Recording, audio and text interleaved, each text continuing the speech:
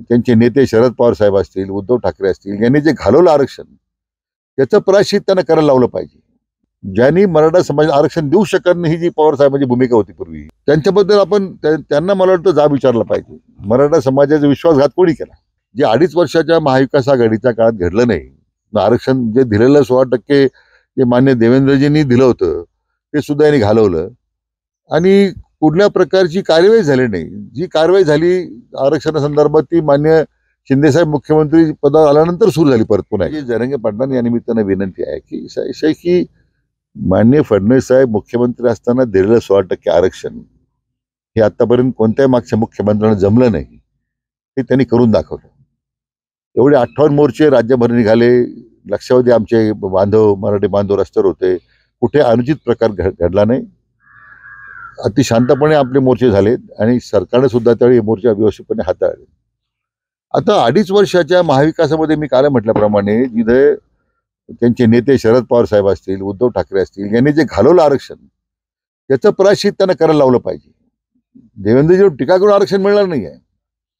विनाकारण ज्यांनी मराठा समाजाच्या आरक्षणासाठी फक्त प्रयत्न केले पण देऊ केलं, त्यांच्या विरुद्ध टीका करून काय साध्य करणार आपण? ज्यांनी मराठा समाज आरक्षण देऊ शकत नाही, ही जी पवार साहेबांची भूमिका होती पूर्वी, त्यांच्याबद्दल आपण त्यांना मला वाटतं जाब विचारला पाहिजे. मराठा समाजाचा विश्वासघात कोणी केला?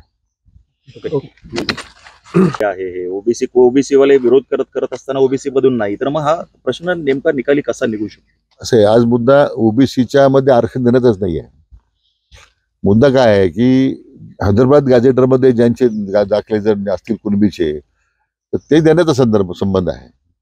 आता त्याला स्क्रुटिनी सुरू आहे, कारण ते निजाम स्टेटकडे होतं. मी महसूल मंत्री असताना मला आठवतं आम्ही सगळ्या जिल्हाधिकाऱ्यांना त्यासाठी विशेष सूचना देऊन आमच्या विभागाचे प्रमुख सचिव त्यांना हैदराबादला पाठवलं होतं. एक महसूल विभागाची टीम हैदराबादमध्ये बसली.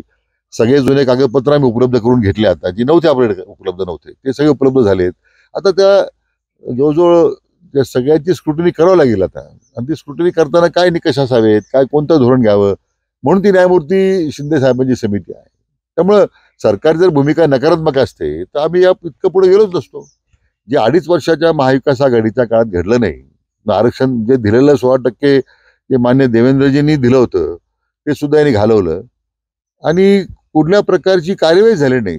जी कारवाई झाली आरक्षणासंदर्भात ती मान्य शिंदेसाहेब मुख्यमंत्री पदावर आल्यानंतर सुरू झाली परत पुन्हा एकदा. मला वाटतं मग आमच्या महायुती सरकार त्यासाठी आरक्षण देण्याच्या मुद्द्यासाठी पूर्णतः कटिबद्ध आहे. जे काही आवश्यक पावलं उचलायची ते आम्ही उचलतोय आता. मात्र त्याचे प्रमुख